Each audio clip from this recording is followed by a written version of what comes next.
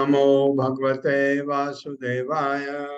ओम नमो भगवते वासुदेवाय। ओम नमो भगवते वासुदेवाय। ओम नमो भगवते वासुदेवाय। ओम नमो भगवते वासुदेवाय। ओम नमो भगवते वासुदेवाय। नारायणं नमस्कृत्य नारायणं नमस्कृत्य नरं चैव नरोत्तमं नरं चैव नरोत्तमं देवीं सरस्वतीं व्यासं देवीं सरस्वतीं व्यासं ततो जयमुदीरयेत्। ततो जयमुदीरये। नष्टप्रायेषु अभद्रेषु नष्टप्रायेषु भद्रेषु नित्यं भागवत सेवया नित्यं भागवत सेवया भगवते उत्तम श्लोके भगवते उत्तमश्लोके भक्तिर्भवति नैष्टिकी। भक्तिर्भवति नैष्टिकी। हरे कृष्ण। आप सबका स्वागत है। हरे कृष्णा प्रभु जी, साष्टांग दंडवत प्रणाम। 37वें श्लोक से आगे बढ़ते हैं। शारीरा मानसा दिव्या वैयासे ये च मानुषा भौतिकाश्च कथं क्लेशा बाधन्ते हरिसंशयम्। मेरे साथ पढ़िए। शारीरा मानसा दिव्या शारीरा मानसा दिव्या वैयासे ये च मानुषा वैयासे ये च मानुषाः भौतिकाश्च कथं क्लेशा भौतिकाश्च कथं क्लेशा बाधन्ते हरिसंशयम्। बाधन्ते हरिसंशयम्। शब्दार्थ है शारीरा शरीर संबंधी, मानसा मन संबंधी, दिव्या दैवी शक्ति संबंधी देवताओं का, वह से हे विदुर ये जो च यथा मानुषा अन्य मनुष्यों से संबंधित, भौतिका अन्य जीवों से संबंधित, तथा कथम कैसे, क्लेशा दुख, बाधनते कष्ट पहुंचा सकते हैं, हरि संशयम जिसने भगवान कृष्ण की शरण ली हुई है। अब ये कह रहे हैं मैत्रेय मुनि विदुर को। अतः हे विदुर, जो व्यक्ति भगवान कृष्ण के शरणागत है, भला वे किस प्रकार शरीर, मन, प्रकृति, अन्य मनुष्यों तथा जीवित प्राणियों से संबंधित कष्टों में पड़ सकते हैं। मेरे साथ पढ़िए। अतः हे विदुर, जो व्यक्ति भगवान कृष्ण के शरणागत है, भगवान कृष्ण के शरणागत है, भला वे किस प्रकार शरीर, मन, प्रकृति, शरीर, मन, प्रकृति, अन्य मनुष्यों तथा जीवित प्राणियों से संबंधित कष्टों में पड़ सकते हैं। तात्पर्य माता जी। हरे कृष्ण प्रभु जी, दंडवत प्रणाम। शील प्रभुपाद की जय। शील प्रभुपाद द्वारा तात्पर्य। इस संसार का प्रत्येक जीव किसी न किसी प्रकार के कष्ट से पीड़ित है, चाहे वह शरीर से संबंधित हो या मन अथवा भौतिक विपदाओं से संबंधित हो। इस संसार में अतिशय तथा अतिताप से सबों को कष्ट पहुंचता है, किंतु जिस किसी ने कृष्ण भावनामृत के अंतर्गत भगवान के चरण कमलों में शरण प्राप्त कर है, वह दिव्य अवस्था को प्राप्त होता है। वह किसी प्रकार के कष्ट से विचलित नहीं होता, चाहे वह शरीर या मन से संबंधित कष्ट हो, या कि शीत तथा ग्रीष्म के प्राकृतिक उत्पात हो। वह इन कष्टों से परे है। हरे कृष्ण प्रभु जी। भगवान के शरणागत होने पर आपको त्रैताप का तो मतलब ही नहीं है। आपको लग रहा होगा जैसे बहुत बात होती, अरे इतनी गर्मी, उसको गर्मी नहीं लगती, परवाह नहीं करता। ठंड नहीं लगती, परवाह नहीं करता है। ठंड का मतलब ये नहीं है कि वो बिना कपड़े पहन के रहेगा, उसका वो करेगा, लेकिन उसके भक्ति में कोई फर्क नहीं पड़ेगा, क्योंकि उसका एक ही काम है, भगवान की सेवा। भगवान के शरणागत जो होते हैं उनको त्रय ताप बिल्कुल भी नहीं सताते। शरीर का कुछ हुआ वो कहते हैं तो भगवान का आशीर्वाद है। मन का तो उनको हो ही नहीं सकता, क्योंकि मन तो भगवान पर लगा हुआ, मन उनको तकलीफ नहीं देता है। मन कहाँ तकलीफ देता है? जहां हमारे भौतिक चीजों से हम जुड़े हैं। किसी ने कुछ कह दिया, बुरा लगता है तो मानसिक तकलीफ होती है। घर में कुछ कलह हुआ, कुछ प्रॉपर्टी का झंझट, किसी का विवाद होता है, मन हमेशा अशांत हो जाता है। तो उसने तो सब चीज को त्याग चुका है, क्योंकि त्यागने का मतलब भौतिक चीजों से अपने को अलग कर चुका है। ये तो इसलिए उनको ये त्रय ताप बिल्कुल नहीं सताते हैं। 38वां श्लोक है, यह पृष्ठो मुनिभिः प्राह धर्मान् नाना विधान शुभान् नृणां वर्णाश्रमाणां वर्ण आश्रमाणां च सर्वभूत हितः सदा। मेरे साथ पढ़िए, यह पृष्ठो मुनिभिः प्राह यह पृष्ठो पृष्ठो मुनिभिः प्राह धर्मान् नाना विधान शुभान् धर्मान् विधान शुभां नृणां वर्णाश्रमाणां नृणां वर्णाश्रमाणां सॉरी नृणां वर्णाश्रमाम् आश्रमां च नृणां वर्णाश्रमाणां च सर्वभूत हितः सदा। सर्वभूतहितः सदा। हाँ, मैं दोबारा क्यों पढ़ा? चौ को नहीं छोड़ सकते आगे के लिए, चौ पिछले के साथ रहेगा। शब्दार्थ, यह जो पृष्ठ पूछे जाने पर मुनि भी मुनियों द्वारा प्राह बोला, धर्मान कर्तव्य, नाना विधान अनेक प्रकार के शुभान शुभ, नृणाम मनुष्य समाज का, वर्ण आश्रम आश्रमाणाम वर्णों तथा आश्रमों का, च यथा सर्वभूत सभी जीव के लिए हितः कल्याण कर सद। कुछ मनुओं के पूछे जाने पर उन्होंने स्वयंभू मनु ने समस्त जीवों पर दया करके मनुष्यों के सामान्य पवित्र कर्तव्यों तथा वर्णों और आश्रमों का उपदेश दिया। मेरे साथ पढ़े, कुछ मुनियों के पूछे जाने पर कुछ मुनियों के पूछे जाने पर उन्होंने यानी स्वयंभू मनु ने उन्होंने स्वयं मनु ने समस्त जीवों पर दया करके समस्त जीव को दया करके मनुष्य के सामान्य मनुष्य के सामान्य पवित्र कर्तव्यों पवित्र कर्तव्यों तथा वर्णों और आश्रमों का उपदेश दिया। वर्णों और आश्रमों का उपदेश दिया। 39वां श्लोक, आखिरी श्लोक इस अध्याय का। एतत् आदिराजस्य मनोश्चरितम् अद्भुतम् वर्णितं वर्णीयस्य तत्पत्योदयं शृणु। मेरे साथ पढ़िए, एतत् आदिराजस्य मनोचरितम् अद्भुतम् वर्णितं वर्णनीयस्य तत्पत्योदयं शृणु।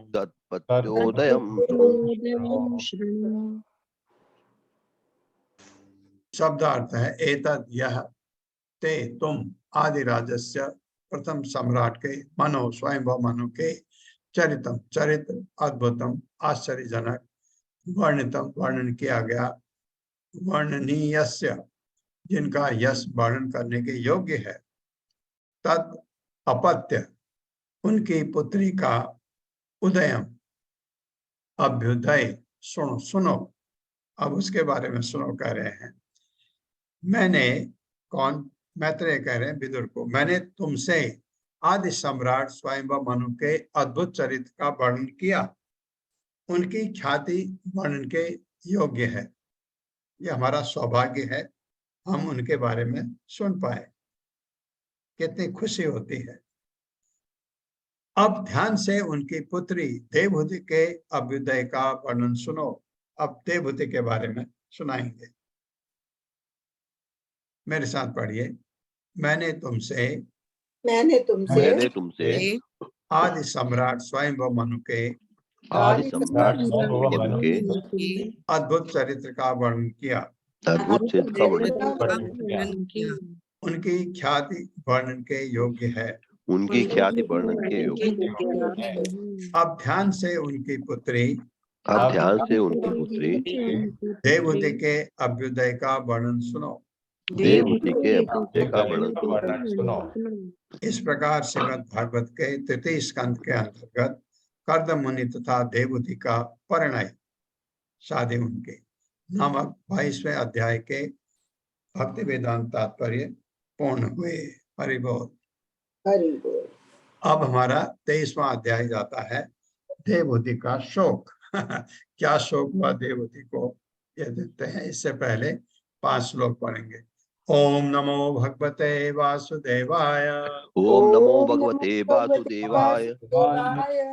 जन्मादि यस्य यतो अन्वयात् जन्माद्यस्य यतोऽन्वयात् इतरस्तस्य अर्थेषु अभिज्ञा स्वराट् तर्थार्थेषु विक्षिप्तराट् तेने ब्रह्म हृदयादि कवये तेने ब्रह्महृदायादि कवये मुह्यन्ति यत् सूर्यः मुह्यन्ति यत् सूरयः तेजो वारिमृथां यथा विनिमयो तेजो वारिमृदा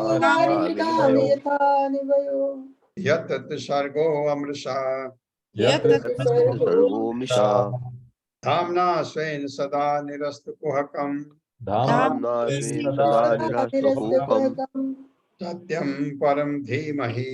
सत्यम परम धीमहि। दूसरा श्लोक पहले स्कंद के पहले अध्याय के 3 श्लोक पहले।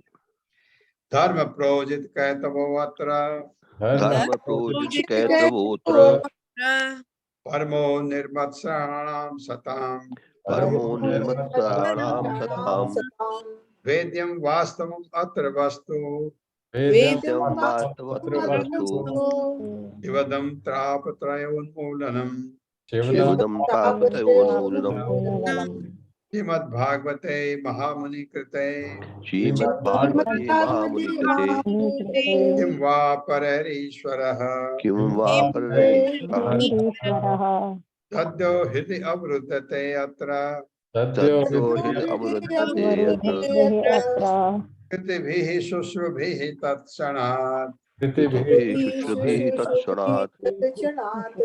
तीसरा श्लोक है। निगम कल्प तरोर गलितम फलम फलम् सुख मुखाद अमृतदव संयुक्तम सुखमुखाद पिबद भागवतम रसमालयम पिबत भागवतम रसमालयम् मुहुर्हो रसिका भुवि भावुका मुहुरो रसिका भुवि भावुका। 1.3.28 एते चांस कला पुंसः एते चांस कलाः कृष्ण तो भगवान स्वयं कृष्णा तु भगवान् स्वयम् इंद्रारि व्याकुलं लोकम् इंद्रादिव्याकुलं हृदयन्ति युगे युगे। मृडयन्ति युगे युगे। 1.3.29 जन्म गुह्यं भगवतो जन्म गुह्यं भगवतो य एतत् प्रियतो नरः य एतत् नरः सायं प्रातर्गणं भक्त्या सायं प्रातः दुख ग्रामात् विमुच्यते।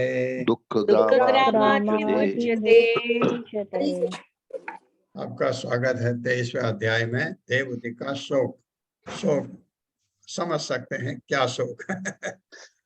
मैत्रेय वाचा पितृभ्यां प्रसिद्धे साध्वी पतिं इंगत कोविदा नित्यं पर्यचरत् प्रीत्या भवानी इव भवं प्रभुं। मेरे साथ। मैत्रेय वाचा पितृभ्यां प्रतिष्ठे साध्वी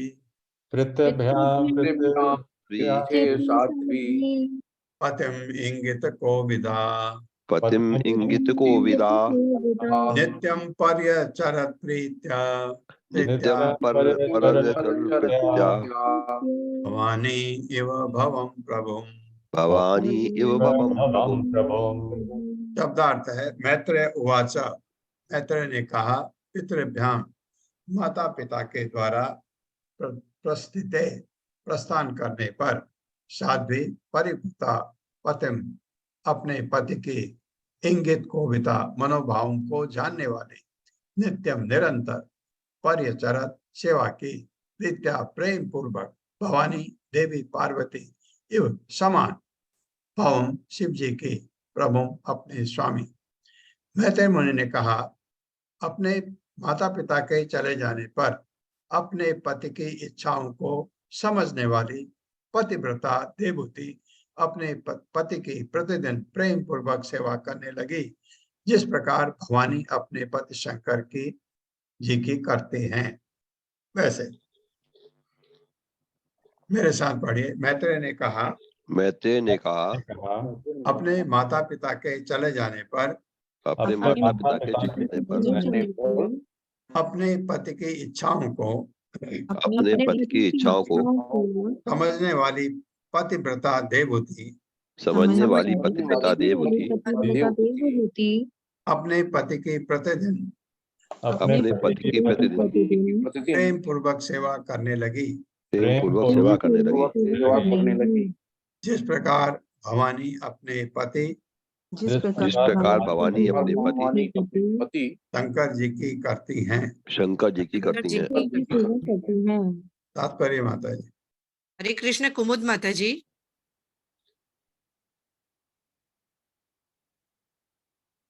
हरे कृष्ण कुमुद सप्तऋषि माता जी। हरे कृष्णा। तात्पर्य श्रील प्रभुपाद द्वारा श्रील प्रभुपाद की जय। भवानी का विशेष रूप से दिया गया उदाहरण महत्वपूर्ण है। भवानी का अर्थ है भव, अर्थात शिव जी की पत्नी। हिमालय राज की कन्या भवानी अथवा पार्वती ने शिव जी को अपना पति चुना, जो भिक्षुक की तरह प्रतीत होते हैं। राजकुमारी होते हुए भी उन शिव जी को पाने के लिए उन्होंने अनेक कष्ट सहे, जिनके पास घर तक न था और जो एक वृक्ष के नीचे बैठकर ध्यान में अपना सारा समय बिताते थे। यद्यपि भवानी एक बहुत बड़े राजा की कन्या थी, किंतु वे भिक्षुणी के समान शिवजी की सेवा किया करती थी। इसी प्रकार देवहूति सम्राट स्वयंभुव मनु की कन्या थी, तो भी उसने कर्दम मुनि को अपने पति के रूप में वर्ण किया। वह उनकी अत्यंत प्रेम पूर्वक सेवा करती और उन्हें प्रसन्न करना जानती थी। अतः उसे यहाँ पर साध्वी कहा गया है, जिसका अर्थ होता है पति परायणा पति या पतिव्रता स्त्री। यह दुर्लभ उदाहरण वैदिक सभ्यता का आदर्श है। प्रत्येक स्त्री को देवहूति या भवानी के सदृश श्रेष्ठ पतिव्रता होना चाहिए। आज भी हिंदू समाज में अविवाहित लड़कियों को शंकर जी की पूजा करने के लिए कहा जाता है, जिससे उन्हें उनके समान पति मिले। शिव जी ऐश्वर्य या इंद्रिय तृप्ति की दृष्टि से नहीं, वरन भक्तों में सर्वश्रेष्ठ होने के कारण आदर्श पति है। वैष्णवाना यथा शुभ या शिव जी आदर्श वैष्णव है। वे भगवान यम राम का निरंतर ध्यान करते हैं और हरे राम हरे हरे मंत्र का जप करते रहते हैं। शिव जी का एक वैष्णव संप्रदाय है, जो विष्णु स्वामी संप्रदाय कहलाता है। अविवाहित कन्याएं शिव जी की पूजा इसलिए करती है जिससे उनके समान ही वैष्णव पति प्राप्त हो। लड़कियों को कभी भी धनी या ऐश्वर्यवान पति चुनने की शिक्षा नहीं दी जाती, किंतु यदि लड़की इतनी भाग्यवान होती है कि उसे शिव जी के समान उत्तम भक्त पति प्राप्त हो, तो उसका जीवन सफल हो जाता है। पत्नी अपने पति पर आश्रित होती है, और यदि पति वैष्णव हुआ तो वह अपने पति की भक्ति में हिस्सा बटाती है, क्योंकि वह उसकी सेवा करती है। पति तथा पत्नी के बीच इस प्रकार सेवा तथा प्रेम का आदान प्रदान गृहस्थ जीवन के लिए आदर्श है। हरे कृष्ण। आदर्श है। धन्यवाद प्रभु जी, बहुत सुंदर था। बहुत सुंदर था। इसने तो देवहूति ने भी बिल्कुल माँ भवानी की तरह कर्दमा मुनि की सेवा की। ये इससे पता लगता है। अब दूसरा श्लोक क्या कहता है? विश्रम्भेण आत्मशौचेन गौरवेण दमेन च शुश्रूषया सौहृदेन वाचा मधुरया च भो। मेरे साथ। विश्रम्भेण आत्मशौचेन विश्रम्भेणात्मशौचेन गौरवेण दमेन च गौरवेण दमेन च शुश्रूषया सौहृदेन शुश्रूषया स्वहृदेन वाचा मधुरया च भोः। वाचा मधुरया च भो। शब्दार्थ है विश्रमेण आत्मीयता से, आत्म शौचेन मन तथा देह की शुद्धता से, गौरवेण ये आत्म शौचेन बड़ा अच्छा है। शरीर कैसे शुद्ध होगा? नहा के। और मन देह कैसे शुद्ध होगा? अंदर हरे कृष्ण महामंत्र जप के।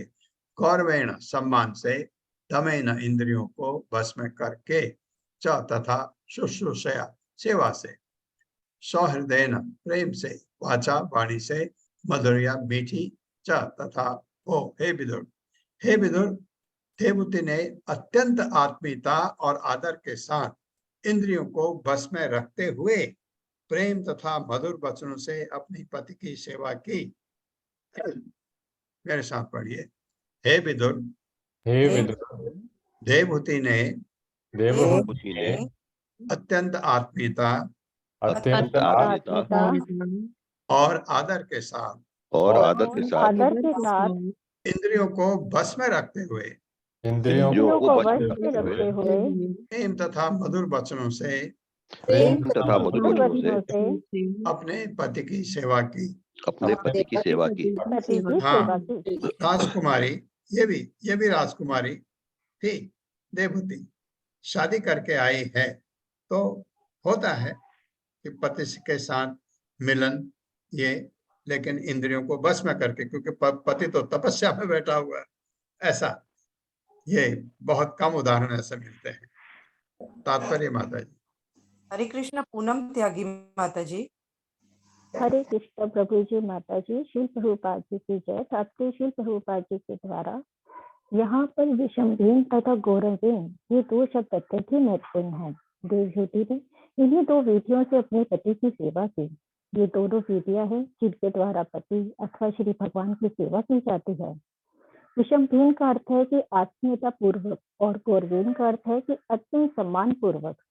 पति अत्यंत आत्मीय मित्र होता है, अतः पति को चाहिए कि आत्मीय मित्र की भांति पति की सेवा करे और साथ ही पति की स्थिति की श्रेष्ठता को भी समझे। इस प्रकार वह उसका सभी प्रकार से सम्मान करे। एक पुरुष तथा एक स्त्री के मनोभावों में अंतर होता है। अपनी शारीरिक संरचना के कारण पति सदैव पत्नी से श्रेष्ठ विशिष्ट बने रहना चाहता है और स्त्री शारीरिक संरचना के कारण स्वाभाविक रूप से अपने पति से अवर कोटि की होती है। अतः स्वाभाविक प्रवृत्ति यही है कि पति अपनी पत्नी से श्रेष्ठ मानता है और इसका पालन किया जाना चाहिए। यदि पति से कोई गलती हो जाए तो भी पत्नी को सह लेना चाहिए और इस प्रकार पति तथा पत्नी के बीच मनमुटाव नहीं रहेगा। विषमधीन का अर्थ है कि आत्मीयता के साथ, किंतु इसका अर्थ यह नहीं, यह भी नहीं है कि मान घटे हित घर के जाए। वैदिक सभ्यता के अनुसार पत्नी अपने पति को नाम से संबोधित नहीं कर सकती। आधुनिक सभ्यता में पत्नी अपने पति का नाम लेकर बुला सकती है, किंतु हिंदू सभ्यता में ऐसा नहीं है। इस प्रकार निम्नता तथा श्रेष्ठता का द्वेष चलता है। दमेन च पत्नी को किसी प्रकार का मनमुटाव होने पर अपने को वश में रखना सीखना चाहिए। सोहनदेन वाचा मधुरिया का अर्थ है कि सदैव पति के कल्याण की आकांक्षा करना और उसमें मीठे वचन बोलना। बाह्य जगत में मनुष्य अनेक कारणों से विशुद्ध हो सकता है, अतः स्त्री को चाहिए कि घर में उससे मीठे वचन बोले। हरे कृष्ण। धन्यवाद प्रभु जी। माता जी। मैं इसको थोड़ा दूसरी तरह से लेता हूँ। प्रभुपाद ने समझाया, बहुत ही बढ़िया, ऐसा होना चाहिए। कभी पति को अगर कभी गुस्सा आ जाए, पत्नी सौम्य रहे तो सह ले, फिर बात कर सकती है बाद में, और पति का सम्मान करे। पति को भी पत्नी का पूरा सम्मान करना चाहिए। ये इसमें प्रभुपाद ने लिखा नहीं है, लेकिन उनका मतलब है वही। प्रभुपाद बहुत सम्मान करते थे अपनी पत्नी का, तो उससे पता लगता है। हालांकि उनके पत्नी ने प्रभुपाद के बहुत सहयोग नहीं किया उनके इस हरे कृष्णा जो वो भक्ति करते थे, उसमें पत्नी का इतना सहयोग नहीं था उनके। लेकिन पत्नी पति की सेवा करे और पति भी पत्नी का ध्यान रखे, ये जरूरी है, बहुत जरूरी। जैसे अगर कभी पति ने कुछ गलती कर दी, उसको क्षमा करना चाहिए और बताना भी चाहिए कि ये गलती आपसे हुई, ये बड़ा जरूरी है। अब हमारे भौतिक जीवन में यहाँ की बात नहीं कर रहा हूँ। और पति भी पत्नी का उतना ही ध्यान रखे। और एक चीज बहुत जरूरी है हमारे गृहस्थ में, जब पत्नी गुस्से में हो, पति को नहीं बात करना चाहिए, चुप होना चाहिए। उस समय अगर एक गर्म होता है, दूसरा भी गर्म हो जाए तो बहुत गंदा वातावरण घर में हो जाता है। एक अगर गुस्से में है, दूसरा सह ले। और बाद में कौन गुस्सा हुआ है? आपकी पत्नी, कोई बात नहीं, कोई बाहर का आदमी नहीं है, आपको झगड़ने का जरूरत नहीं है, तो ठीक हो जाए। हाँ, हालांकि ये अगर रोज की बात होती है तो इसको ठीक करना भी जरूरी है। लेकिन कभी भी परिवार में ये चीजें, एक दूसरे का सम्मान बहुत जरूरी है। एक दूसरे के मजाक बेइज्जती नहीं करना है, तो एक दूसरे का सम्मान करना है, एक दूसरे को समझना है। तो पति, जैसे इसमें कहा कि पति अपने को पत्नी से श्रेष्ठ समझता है, ये अधिकतर ऐसा है और हमारे हिंदुस्तान में तो है ही है। पति अपने को थोड़ा ऊपर समझता है, और कहीं उसका अगर ऐसा क्लेश होता है कि पत्नी कहीं आगे निकल जाए तो उसको बहुत कॉम्प्लेक्स हो जाता है। मैंने देखा है एक परिवार में कि पत्नी पति से पहले प्रोफेसर हो गई।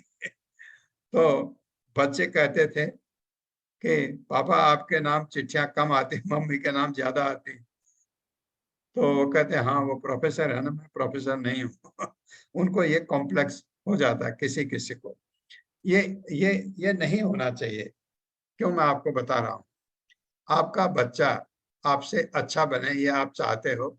हाँ, हर कोई चाहता है कि उसका बच्चा, उसका बेटा या बेटी उससे ज्यादा अच्छा करे, उनको गर्व होता है इस बात पर। तो जब पत्नी आपसे अच्छा करी तो गर्व होना चाहिए, नहीं कि आपको कॉम्प्लेक्स होना चाहिए।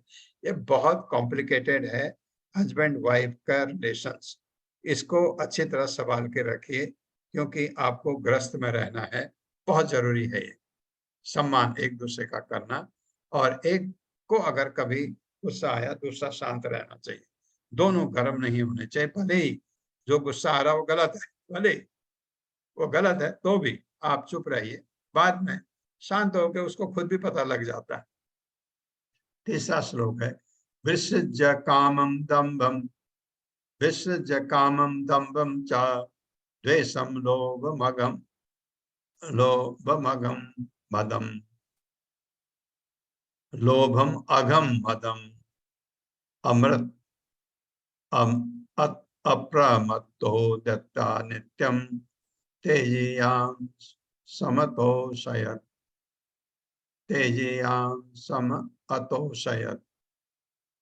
मेरे साथ पढ़े, विसृज्य कामम दम्भम च विसृज्य कामं दम्भं च द्वेषं लोभम अघम मदम द्वेषं लोभमदम् अप्रमत्तो दत्ता नित्यम अप्रमत्तो दत्ता नित्यं तेजियाम सम असो सम अतोषयत। तेजीयान् समतोषयत्। संतोषित। शब्दार्थ है विसर्ज, त्याग कर, कामम काम वासना, दम्भम गर्व, च तथा द्वेषम द्वेष, लोभम लोभ लालच, अगम पापपूर्ण कृत्य, मदम मद घमंड, अप्रमत्ता समझदार, उद्यता तत्पर रहकर, नित्यम सदैव, तेजीयाम सम, अपने अत्यंत शक्तिशाली पति को अतोषयत प्रसन्न किया, बुद्धिमानी तथा तत्परता के साथ कार्य करते हुए उससे समस्त काम। एक जवान लड़की राजकुमारी आई है तो अपने काम को कंट्रोल किया, दंभ घमंड अपना अहंकार कंट्रोल, द्वेष कंट्रोल, लोभ कंट्रोल, पाप तथा मद को त्याग करके अपने शक्तिशाली पति को प्रसन्न किया। देवहूति ने, मेरे साथ पढ़े, बुद्धिमानी तथा तत्परता के साथ, बुद्धिमानी तथा तत्परता के साथ कार्य करते हुए उसने समस्त काम, उसने समस्त काम, दंभ द्वेष, लोभ पाप तथा मद को त्याग कर अपने शक्तिशाली पति को प्रसन्न कर लिया। अपने शक्तिशाली पति को प्रसन्न कर लिया। हाँ, मैं ये नहीं कह रहा हूँ काम दंभ द्वेष लोभ पाप को कम किया, कम नहीं किया, उसने त्याग दिया, रिजेक्ट, एकदम काम है रिजेक्ट, क्रोध रिजेक्ट, सब रिजेक्ट करके पति की ऐसी सेवा की, उसको प्रसन्न किया। तात्पर्य। हरे कृष्ण। सुशील गुप्ता प्रभु जी। हरे कृष्ण प्रभु जी, हरे कृष्ण माता जी। श्रील प्रभुपाद की जय। तात्पर्य श्रील प्रभुपाद द्वारा यहाँ पर एक महान पति की महान पत्नी के कुछ गुण दिए गए हैं। श्री कर्दम मुनि अपनी आध्यात्मिक योग्यता के कारण महान है। ऐसा पति तेजयांशमय अर्थात सर्वाधिक शक्तिमान कहलाता है। भले ही पत्नी आध्यात्मिक ज्ञान में अपने पति के समान योग्य हो, किंतु उसे इसका वृथा गर्व नहीं होना चाहिए। कभी कभी पत्नी अत्यंत संपन्न परिवार की होती है, जिस प्रकार की सम्राट स्वाम्भु मनु की पुत्री देवहूति थी। वो अपने पितृकुल पर अभिमानी बन सकती थी, किंतु ऐसा करना वर्जित है। पति को अपने पितृकुल की स्थिति का गर्व नहीं करना चाहिए। उसे अपनी पति के प्रति विनम्र रहना चाहिए और समस्त प्रकार के मिथ्या अभिमान को त्याग देना चाहिए। ज्यों ही पत्नी को अपने मायके पर गर्व होने लगता है, त्यों ही इससे पति पत्नी के बीच मनमुटाव उत्पन्न होता है और उसका वैवाहिक जीवन चौपट हो जाता है। देवहूति इस विषय में अत्यंत सतर्क थी, इसलिए कहा गया है कि उसने पूर्णतया गर्व का परित्याग कर दिया था।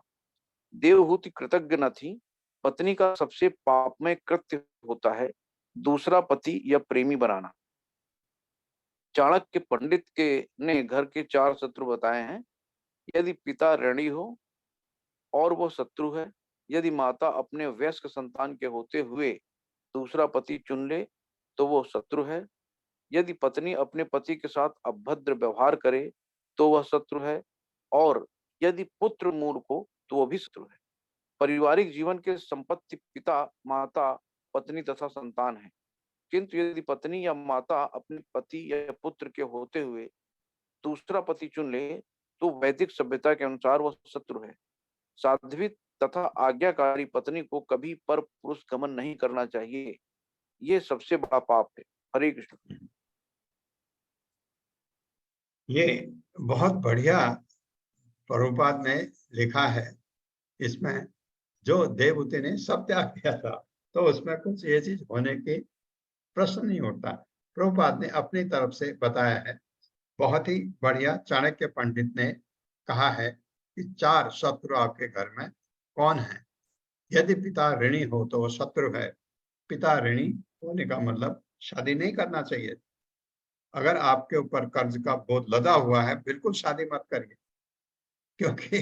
क्योंकि शादी करेंगे बच्चे पैदा होंगे, बच्चों का बाप अगर ऋणी है तो वो शत्रु है। ये चाणक्य पंडित ने कहा। तो या ऐसा कि आपने शादी की, पत्नी पैसे वाली है, पैसा कमाती है, लेकिन उसमें घमंड नहीं है। अगर वो घमंड करेगी तो पति को नीचा दिखाने के लिए, तो गृहस्थ बिल्कुल चौपट हो जाता है।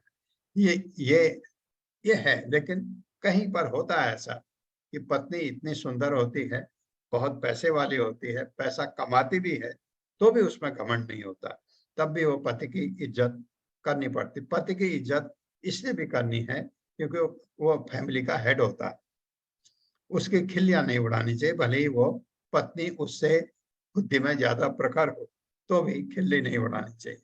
ये तो एक शत्रु हो गया, पिता अगर वो ऋणी है। और यदि माता अपने वयस्क संतान होते हुए दूसरा पति चुन ले तो माँ भी शत्रु है। यदि पत्नी अपने पति के साथ अभद्र व्यवहार करे तो पत्नी भी शत्रु है, और यदि पुत्र मूर्ख हो तो वो भी शत्रु है। इसमें अगर पत्नी अभद्र व्यवहार करे, शत्रु है। उसी तरह से अगर पति भी पत्नी के साथ अभद्र व्यवहार करता है, वो भी शत्रु है। लिखा नहीं है, अंडरस्टूड। तो ये पारिवारिक जीवन में एक दूसरे का, जैसे मैं पहले कर रहा था, कि बहुत अच्छी तरह से सुखमयी गृहस्थ होने से बहुत शांति होती है। आप भक्ति कर रहे हैं और पत्नी आपका विरोध कर रही है, कितनी कठिनाई होती, कितनी कठिनाई हो सकती है। मेरे बहुत सारे भक्त को मैं जानता हूँ, तो एक को मैंने पूछा था कि आपके पत्नी भी कृष्ण भावनामृत में है? उन्होंने कहा नहीं। उन्होंने कहा लेकिन मैं उनका आभारी हूं कि वो विरोध नहीं करती, विरोध नहीं करती। वो कहते हैं आप करो, लेकिन मुझे ये पसंद नहीं है, आप करो, आप करो। मैं वो कहते वो नहीं आती। दूसरे एक ने कहा कि वो नहीं, वो मेरा विरोध करती है इस चीज के लिए। तो दोनों में जो विरोध वाला हिस्सा है वो बड़ा गड़बड़ है, क्योंकि आपकी भक्ति में रुकावट होने लगती है। तो फिर एक समय ऐसा आएगा, अगर पति भक्ति में आगे बढ़ेगा, वो घर छोड़ेगा जरूर, क्योंकि भक्ति तो एक गृहस्थ से के संबंध रखने से भक्ति ज्यादा अच्छी है। भगवान के शरण में जाना, कुछ भी करके जाना, वो कोई गलत नहीं माना जाता। भले ही जैसे आप देखते हैं, यंग लड़का बहुत अच्छा पढ़ाई करे, बहुत अच्छा जॉब मिले, उसके बाद अगर वो छोड़ करके मंदिर ज्वाइन कर ले भगवान की भक्ति के लिए, किस माँ बाप को अच्छा लगेगा? क्यों नहीं लगता किसी को? क्योंकि माँ बाप भौतिक जगत में, भौतिक जगत में पुत्र अगर आपका काबिल है तो माँ बाप यही चाहते हैं कि ये, हालांकि ये चाह कितनी गलत है आप समझ सकते हैं। बच्चा बड़ा होके जब उसकी शादी होती है, वो माँ बाप की तरफ तो वैसे भी कम हो जाता है, और कुछ तो ऐसे हो जाते हैं माँ बाप को तो छोड़ भी देते हैं। तो ये सोच कि ये मेरा ध्यान रखेगा, वो तो बहुत गलत बात है। लेकिन इतना अवश्य है, अपने बच्चों से आप जब तकलीफ में हैं कह सकते हैं। आप दूसरों से कहने में आपको थोड़ा शर्म आती है कि मैं तकलीफ में हूँ, थोड़ा मेरी मदद कर दो, लेकिन अपने बच्चे को आप कह सकते हैं। ये चीज ये चीज है। लेकिन ये उम्मीद कभी मत करिए कि बच्चे बड़े होंगे, आपकी सेवा बुढ़ापे में बच्चे करेंगे। भूल जाइए इस चीज को। आपका रखवाला भगवान है, भगवान आपके लिए इंतजाम करेगा अगर आप भगवान की भक्ति कर रहे हैं तो। सवै देवर्षि वर्यता वर्यस्ताम मानवे सम अनुव्रताम दैवाद गरीयसः पत्युर आशासाना महाशिषः महाशिषः कालेन भूयसा क्षमा कर्षितां व्रतचर्यया प्रेम गदगदया वाचा पीड़ितः कृपया अब्रवीत। मेरे साथ पढ़िए। सवै देवर्षि वर्यस्ताम सवै देवर्षि वर्यस्ताम मानवे सम अनुव्रताम मानवीं समनुव्रताम् देवाद गरीयसः पत्युर देवाद गरीयसः प्रत्युर प्रत्युर आश आशासानां महाशिषः आशासानां आशिषः कालेन भूयसा क्षामां कालेन भूयसा क्षामां कर्षितां व्रतचर्यया कर्षतां व्रतचर्यया प्रेम गदगदया वाचा प्रेम गदगदया वाचा पीडितः कृपया अब्रवीत्। पीडितः कृपया ब्रवीत्। शब्दार्थ है सह वह कर्दम, वह निश्चय ही देव ऋषि दैवी साधुओं में वर्य सर्वश्रेष्ठ ताम उस मानवी मनु की पुत्री को सम अनुव्रताम पूर्णतः अनुरक्त दैवात विधाता की अपेक्षा गरीयसः महान पत्यु अपनी पति से आशासानाम आशावान महाआशीषः महान आशीर्वाद कालेन भूयसा दीर्घ काल तक क्षामां दुर्बल कर्षिताम क्षीण व्रतचर्या धार्मिक चर्या से प्रेम से गदगदया विवल रुद्ध वाचा वाणी से पीड़ितः विजित कृपया दया से अब्रवीत कहा। पति परायणा मनु की पुत्री अपने पति को विधाता से भी बड़ा मानती थी। इस प्रकार वह उनकी बड़ी बड़ी आशाएं उनसे बड़ी बड़ी आशाएं किए रहती थी। दीर्घ काल तक सेवा करते रहने से धार्मिक व्रतों को रखने के कारण वह अत्यंत क्षीण हो गई। उसकी दशा देखकर देवर्षि श्रेष्ठ कर्दम को उस पर दया आ गई और वे अत्यंत प्रेम से गदगद वाणी में बोले। अभी तपस्या से जब समय मिला तो क्या कहते हैं, मेरे साथ पढ़िए। पति परायणा मनु, पति परायणा मनु की पुत्री अपने पति को विधाता से भी बड़ा मानती थी। विधाता से भी बड़ा मानती थी। इस प्रकार वह उनसे इस प्रकार वो बड़ी बड़ी आशाएं किए रहती थी। बड़ी आशाएं किए रहती थी। दीर्घ काल तक सेवा करते रहने से धार्मिक व्रतों को रखने के कारण वह अत्यंत क्षीण हो गई। उसकी दशा देखकर देवर्षि श्रेष्ठ कर्दम को उस पर दया आ गई और वे अत्यंत प्रेम से गदगद वाणी में बोले। तात्पर्य मात्र। हरे कृष्ण अशोक प्रभु जी। हरे कृष्ण माता जी, हरे कृष्ण प्रभु जी। शीला प्रभुपाद जी की जय। शीला प्रभुपाद जी उतारा तात्पर्य। पत्नी के पति ही कोटि की होने की अपेक्षा की जाती है। उसे पति के सिद्धांतों के पालन के लिए उद्यत रहना चाहिए, तभी जीवन सुखी रह सकता है। यदि पति भक्त हुआ और पत्नी भौतिकवादी तो घर में शांति नहीं रह सकती। पत्नी को पति की रुचि देखकर तदनुरूप आचरण करना चाहिए।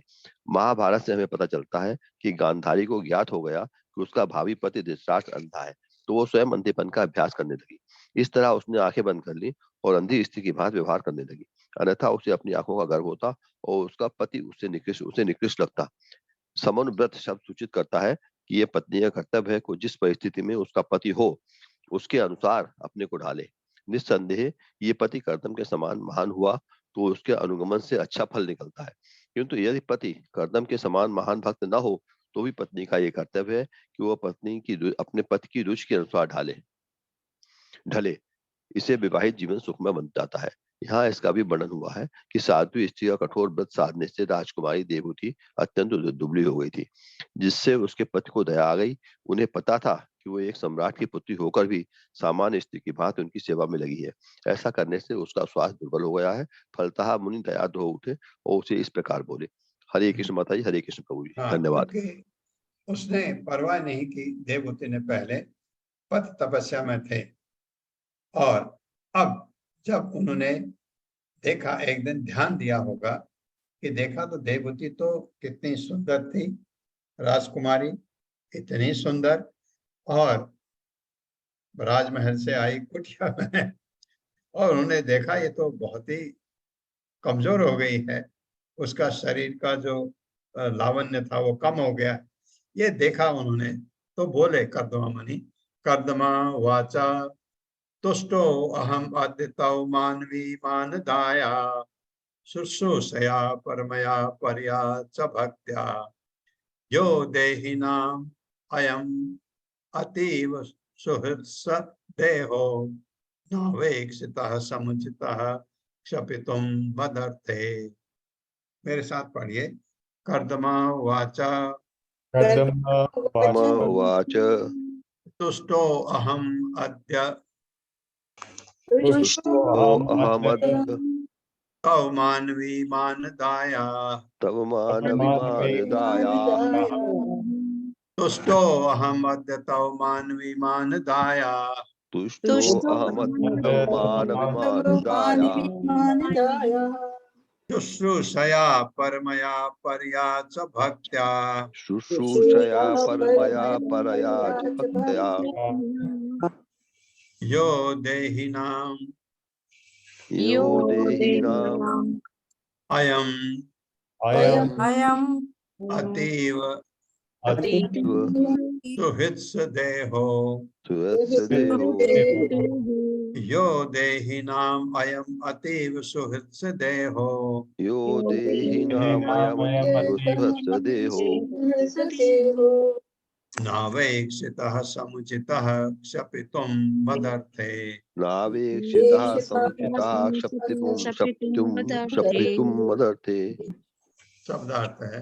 कर्दमा उवाच, परम साधु कर्दम ने कहा, तुष्टः प्रसन्न हूँ, अहम मैं अद्य आज, तब तुमसे मानवी, हे मनु की पुत्री, मान दाया सम्मान नहीं, वो पुत्री मान के योग्य थी, उसको कहा उन्होंने, इस सम्माननीय मनु की पुत्री, शुश्रूषया सेवा से, परमया सर्वश्रेष्ठ, पर्या उच्चतम च तथा भक्त्या भक्ति से, यह जो देहिनाम देहधारियों को, अयम यह, अतीव अत्यंत, सुहृद प्रिय, सह वह, देह देह न नहीं, अवेक्षितः ध्यान दिया गया, समुचितः ठीक से, क्षपितुम व्यय करना, मत अर्थे मेरे लिए। कर्दम मुनि ने कहा, हे स्वयंभू मनु की माननीय पुत्री, आज मैं तुम्हारी अत्यधिक अनुरक्ति तथा प्रेम पूर्ण सेवा से बहुत प्रसन्न हूँ, क्योंकि देहधारियों को शरीर अत्यंत प्रिय है। किसको नहीं, कौन लड़की नहीं चाहेगी अपने को शरीर का ध्यान रखना। देवहूति ने सब त्याग दिया पति के लिए। अतः मुझे आश्चर्य हो रहा है कि तुमने मेरे लिए अपने शरीर को उपेक्षित कर रखा है। आपका शरीर का ध्यान ही नहीं, पूरा पति के लिए जस चाहिए। मेरे साथ पढ़िए। कर्दम मुनि ने कहा, कर्दम मुनि ने कहा, हे स्वयंभू मनु की माननीय पुत्री, हे स्वयंभू मनु की माननीय पुत्री, आज मैं तुम्हारी अत्यधिक अनुरक्ति आज मैं तुम्हारी अत्यधिक अनुरक्ति तथा प्रेम पूर्ण सेवा से बहुत प्रसन्न हूँ, तथा प्रेम पूर्ण सेवा से बहुत प्रसन्न हूँ, क्योंकि देहधारियों को शरीर अत्यंत प्रिय है। चूंकि देहधारियों को शरीर अत्यंत प्रिय है। कर्दमा मुनि जानते हैं ये। अतः मुझे आश्चर्य हो रहा है कि तुमने मेरे लिए अपने शरीर को उपेक्षित कर रखा है। अपने शरीर को उपेक्षित कर रखा है। पल्लवी माता जी, हरे कृष्णा। हरे कृष्णा। पल्लवी माता जी को देखा मैंने अभी। हरे कृष्णा प्रभु जी, दंडवत प्रणाम। पढ़िए माता जी। तात्पर्य श्रील प्रभुपाद जी द्वारा, श्रील प्रभुपाद जी की जय। यहाँ यह बतलाया गया है कि सबको अपना शरीर अत्यंत प्रिय है, किंतु देवहूति अपने पति के प्रति इतनी श्रद्धालु थी कि वह न केवल अत्यंत अनुरक्ति, सेवा तथा सम्मान से पति की सेवा कर रही थी, वरन उसे अपने स्वास्थ्य तक की परवाह नहीं थी। इसी को निस्वार्थ सेवा कहते हैं। ऐसा लगता है कि उसे अपने पति से इंद्रिय सुख नहीं प्राप्त था, अन्यथा उसका स्वास्थ्य क्षीण न होता। कर्दम मुनि की आध्यात्मिक उन्नति के लिए वह कार्य कर रही थी, निरंतर उनकी सहायता करती थी और उसे अपने शारीरिक सुख की परवाह न थी। आज्ञाकारिणी तथा साध्वी पत्नी का यह धर्म है कि सब प्रकार से पति की सहायता करे, विशेष रूप से जब पति कृष्ण भावनामृत में संलग्न हो। इस दृष्टांत में पति ने भी पत्नी को ठीक से पुरस्कृत किया। सामान्य पुरुष की पत्नी को भी ऐसी आशा नहीं रहती। हरे कृष्ण प्रभु। हरे कृष्ण। जो अब ये कहा बहुत अच्छे शब्दों में, इतना ही देवहूति के लिए बहुत बड़ी बात थी। अब देवहूति बोलेगी अब तो, क्योंकि देवहूति को वचन दे रखा था कि मैं, अब ये जितना देर हो अच्छी बात है। देवहूति को कर्दम मुनि ने बोला कि जैसे ग्रस्त पूरा होगा, मतलब इसके बच्चे पैदा होंगे, मैं घर छोड़ दूंगा। तो वो भी जो इसमें आप देखा आपने, देवहूति का शोक, वो शोक है उसको, देवहूति को। जैसे देवहूति के गर्भ धारण करती है, देवहूति को ये था, बच्चे 9 लड़कियां पैदा हुई, तो देवहूति को अब डर लगा कि अब छोड़ने वाला। तब फिर देवहूति बोलती है उनसे। बहुत अच्छा ये वर्णन, इतना सुंदर है ये इस अध्याय का, आप सुनते जाओ बार बार, अच्छा लगता है। ये मे स्वधर्म निरतस्य तपः समाधि विद्यात्मयो गविजिता भगवत प्रसादा तानेव ते मद अनुसेवनया अवरुद्धान दृष्टिं प्रपश्य चितराम्य भयान शोकान प्रपश्य वितरामि अभयान शोकान। मेरे साथ पढ़िए। ये में स्वधर्म निरतस्य, ये मे स्वधर्म निरतस्य तपः समाधि, तपः समाधि।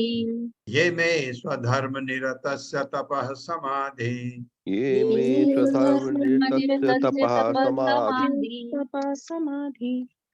विद्या आत्मयोग विजिता भगवत प्रसादा, विद्या आत्मयोग विजिता भगवत प्रसादा।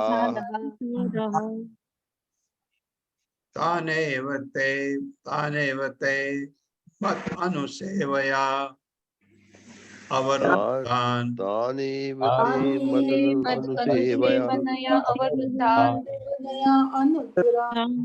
दृष्टिं प्रपश्य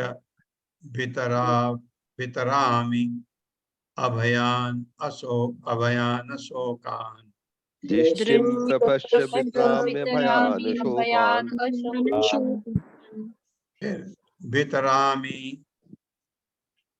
वितरामि अभयान अशोकान।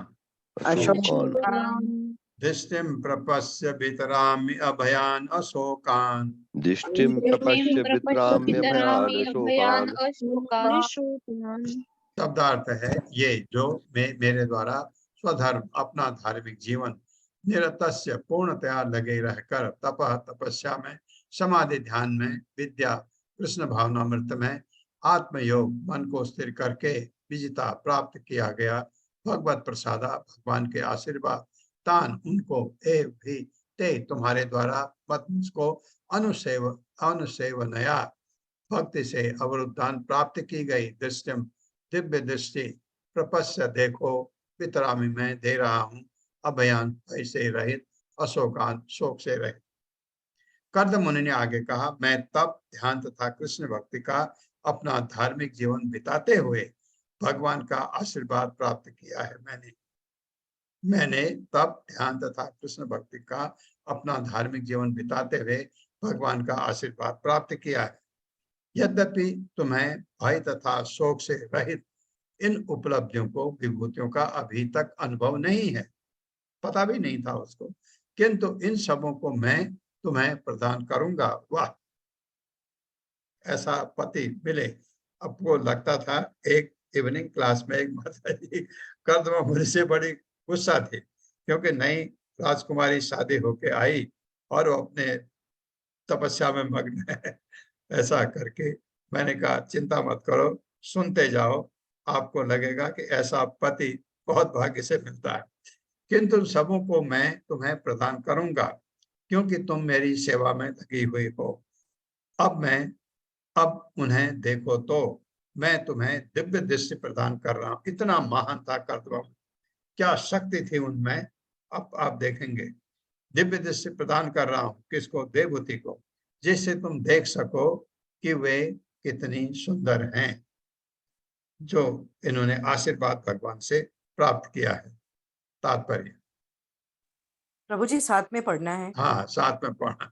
कर्दम मुनि ने आगे कहा, कर्दम कर्दम मुनि मुनि ने ने आगे आगे कहा, कहा, मैंने तप, ध्यान तथा कृष्ण भक्ति का मैंने तब मैंने ध्यान तब तथा कृष्ण ध्यान तथा भक्ति का कृष्ण भक्ति का अपना धार्मिक जीवन बिताते हुए अपना धार्मिक अपना जीवन धार्मिक बिताते जीवन हुए बिताते हुए भगवान का आशीर्वाद प्राप्त किया है।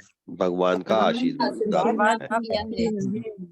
यद्यपि तुम्हें भय तथा शोक से रहित यद्यपि भय शोक से रहित से रहित इन उपलब्धियों या विभूतियों का इन उपलब्धियों या विभूतियों नदियों का या विभूतियों का अभी तक अनुभव नहीं है, अभी तक अनुभव नहीं है, अनुभव नहीं है, किंतु इन सबों को मैं तुम्हें प्रदान करूंगा, किंतु इन सबों को मैं तुम्हें प्रदान मैं करूंगा, तुम्हें प्रदान करूंगा, क्योंकि तुम मेरी सेवा में लगी हुई हो।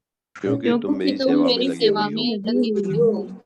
अब उन्हें देखो तो अब उन्हें देखो तो मैं तुम्हें दिव्य दृश्य प्रदान कर रहा हूँ, मैं तुम्हें दिव्य मैं दृष्टि तुम्हें प्रदान कर रहा हूँ, दृष्टि प्रदान कर रहा हूँ, जिससे तुम देख सको कि वे जिससे मैं जिससे तुम जिससे देख तुम देख सको सको कि वे कितनी सुंदर हैं। कितनी कितनी सुंदर है। सुंदर है।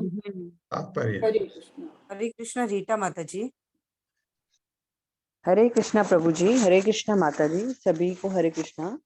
श्रीला प्रभुपाद जी की जय। तात्पर्य श्रीला प्रभुपाद जी के द्वारा। देवहूति केवल कर्दम मुनि की सेवा में लगी रहती। वह तप, ध्यान या कृष्ण भावना व्रत में इतनी अग्रसर ना थी, किंतु अदृश्य रूप से अपने पति की उपलब्धियों में हिस्सा प्राप्त कर रही थी, जिन्हें वह ना तो देख सकती थी, ना अनुभव कर सकती थी। उसे ये समस्त भगवान की कृपाएं स्वतः प्राप्त हो गई। श्री भगवान की ये कृपाएं हैं क्या? यहाँ पर कहा गया है कि अबे ही वह कृपा है। इस भौतिक जगत में यदि कोई 10 लाख डॉलर एकत्रित कर लेता है तो वह सदा डरा रहता है, क्योंकि वह सोचता है कि यदि वह धन चला गया तो फिर क्या होगा। किंतु भगवत प्रसाद अर्थात श्री भगवान द्वारा प्रदत्त आशीर्वाद कभी व्यर्थ नहीं जाता। इसका तो उपभोग ही करना होता है, उसकी क्षति का कोई प्रश्न ही नहीं उठता। मनुष्य को सुलभ उपलब्धि होती है और इस उपलब्धि का आनंद मिलता है। भगवत गीता में भी इसकी पुष्टि हुई है। जब भगवान की कृपा प्राप्त होती है तो सर्व दुखानी अर्थात सभी प्रकार के दुख नष्ट हो जाते हैं। दिव्य स्थिति प्राप्त होने पर अहंकार तथा शोक, इन दो भवरोगों से मनुष्य मुक्त हो जाता है। भगवत गीता में भी इसका उल्लेख है। भक्तिमय जीवन प्रारंभ होते ही हमें भगवत प्रेम का पूरा फल प्राप्त हो जाता है।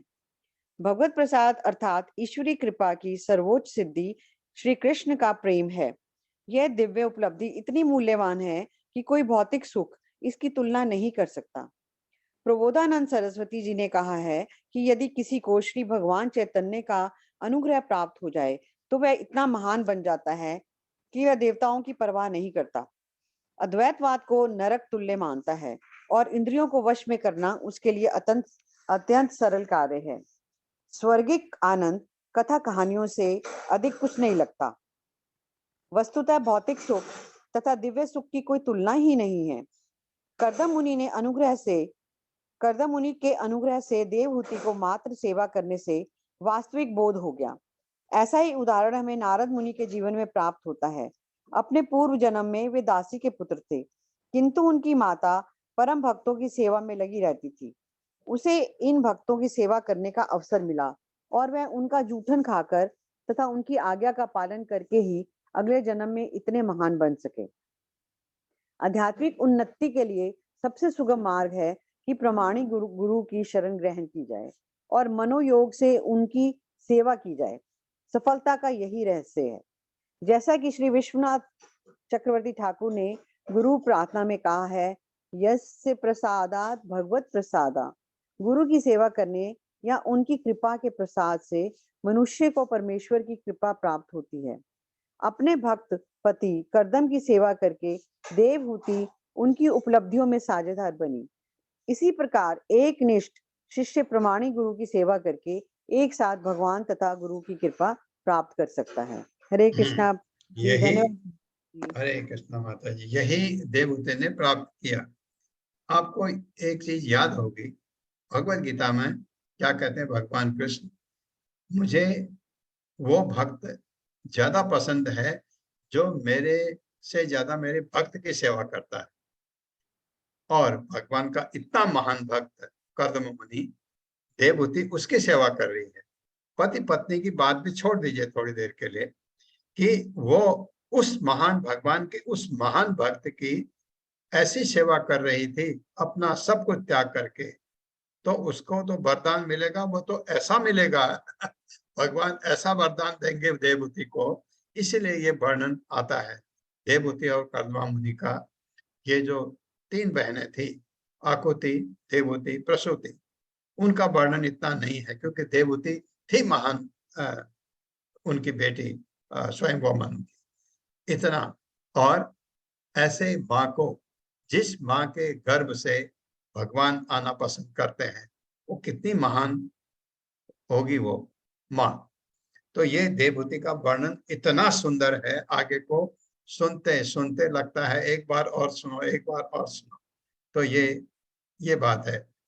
मैं यही चीज पहले बार जब मैंने भागवतम में ये वर्णन पढ़ा था, बहुत पहले, अब मैं भूल गया, बहुत काफी पहले पढ़ा था, तो मुझे ये क्या लगा कि देवहूति को कि इतनी तकलीफ से शुरू में क्या हुआ, तो मेरे मन में ये आता था कि ये एक भक्त की सेवा भक्त के साथ है, तो देवहूति में भक्ति जरूर आनी चाहिए, ऐसा मैं सोचता था।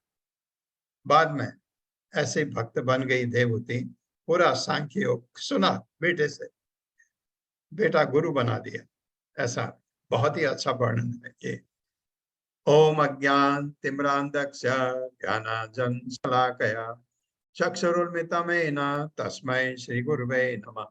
नमः विष्णुपादाय कृष्णपृष्ठाय भूतले श्रीमते भक्तिवेदांत स्वामिनिति नामिने। नमस्ते सारस्वती देवे गौरवाणी प्रचारिणे निर्विशेष शून्यवादी पाश्चात्य देशतारिणे। जय हो श्री कृष्ण चैतन्य प्रभु नित्यानंद श्री अद्वैत गदाधर शिवासादि गौर भक्तवृंद। हरे कृष्णा कृष्ण कृष्णा हरे हरे, हरे राम राम राम हरे हरे। हरे कृष्णा। संतोषी गुप्ता माता जी।